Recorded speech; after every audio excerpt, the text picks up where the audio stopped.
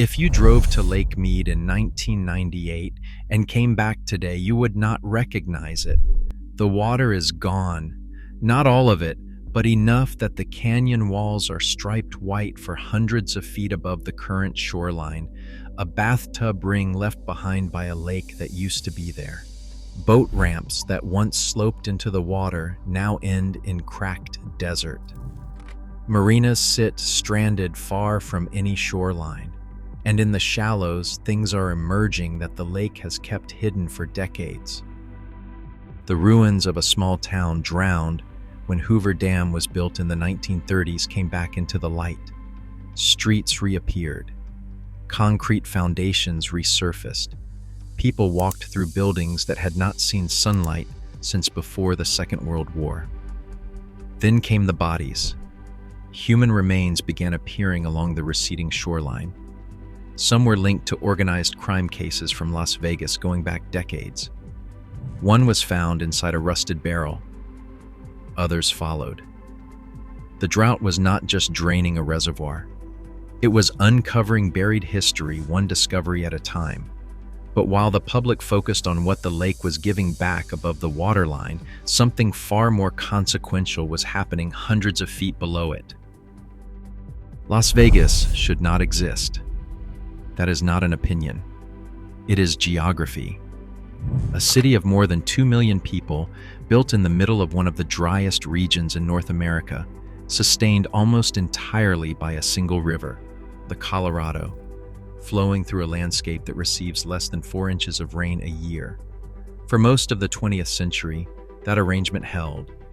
The Colorado River fed farms, cities, suburbs, and casinos stretching across 7 states.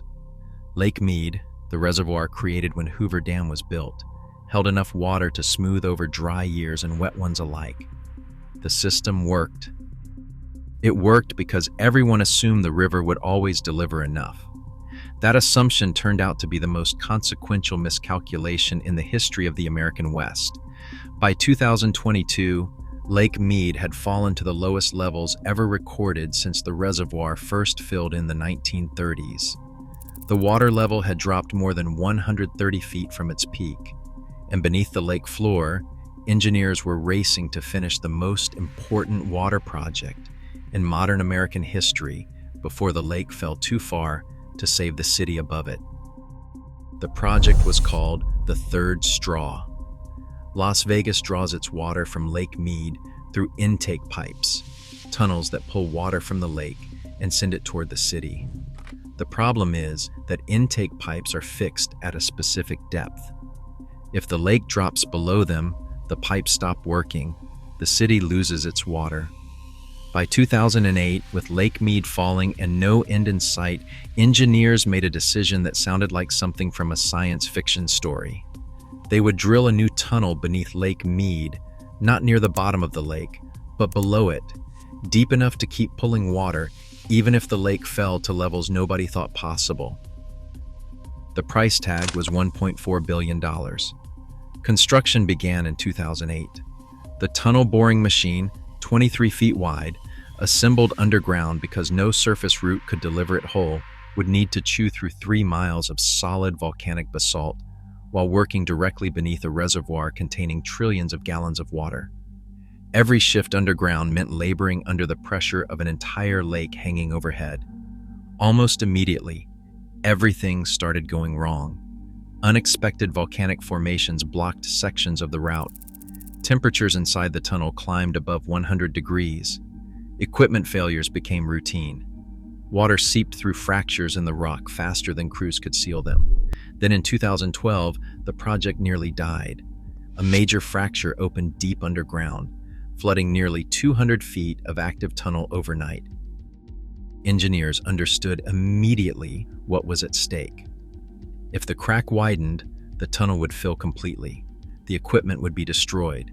The project could collapse under billions in losses, and Las Vegas could lose the last reliable water access it had.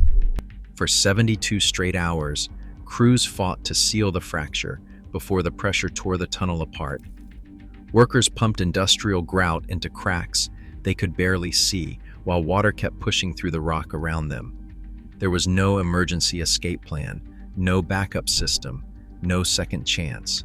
The fracture held. In 2015, after 7 years of drilling beneath the desert, the third straw became operational. It reaches water at an elevation of 860 feet, lower than any municipal water intake ever built in the United States. That number matters because of another number that engineers never stop thinking about. 895 feet. That is the elevation known as dead pool, the point where water can no longer pass through Hoover Dam at all. Below dead pool, the Colorado River system effectively breaks. Water stops flowing downstream to Arizona, California, and parts of Nevada. Power generation at Hoover Dam becomes impossible. The entire infrastructure built around the river begins to fail. The third straw was designed to keep working below the normal intake levels. It was never designed to survive dead pool. No infrastructure can. Most people assume Lake Mead's crisis comes down to climate change or the growth of Las Vegas. The real roots go back more than a century to a document signed in 1922. The Colorado River Compact divided the river's water between 7 states. But the measurements used to calculate those allocations were taken during one of the wettest periods in the river basin's recorded history. The river looked bigger than it actually was. The entire American Southwest was built on that mistake. For over 100 years, cities and farms across the region have been drawing more water than the river consistently produces. California built massive agricultural systems on it. Arizona built sprawling suburbs. Las Vegas built an economy. The deficit accumulated quietly for decades until the lake began dropping fast enough for everyone to see. Tree ring studies and geological evidence now suggest the Colorado River Basin has experienced droughts lasting decades or even generations in the distant past. Conditions far worse than anything modern infrastructure was designed to survive, which means the current crisis may not be unusual at all. It may be closer to the historical reality of this landscape. And if that is true, the third straw looks less like a permanent solution and more like a very expensive way to buy time. To its credit, Las Vegas has done more than almost any other major American city to reduce water use. Since 2002, the city has cut per-person water consumption by more than 40%, even as the population kept growing. Indoor water is almost entirely recycled back into Lake Mead. Decorative grass has been banned across wide areas of the city. Strict limits on residential use were put in place. Heavy users pay significantly higher rates. By any measure, Las Vegas built one of the most aggressive water conservation systems in the country, and still the lake remains vulnerable. Because no amount of conservation changes the math if the river itself keeps shrinking. Scientists warn the Southwest is becoming hotter, drier, and less predictable with each passing decade. The snowpack in the Rocky Mountains, the source that feeds the Colorado River, fluctuates wildly from year to year. A wet winter can temporarily raise lake levels, but decades of overdraft do not disappear with one good season. The extraordinary snowfall of 2023 gave Lake Mead a short-term recovery. Water levels rose more than 20 feet in a single year. Experts were careful not to celebrate. One good winter does not erase 20 years of decline. Somewhere beneath Lake Mead right now, in complete darkness, the third straw is running, pulling water, sending it up through rock and pipe to a city of 2 million people living in the desert above. The lights on the Las Vegas Strip are on. The taps work. The fountains run. From the surface, nothing looks wrong, but the tunnel keeps running because something is wrong. It runs because without it, the city's margin of survival narrows to a number nobody wants to say out loud. In 2026, the 7 states that depend on the Colorado River will renegotiate the compact that determines who gets water and who does not. That negotiation may be the most consequential decision made in the American West in a generation. The outcome will affect farms, cities, and towns across a region that hundreds of millions of people call home. The question is no longer whether the Southwest has a water crisis. That question was answered years ago.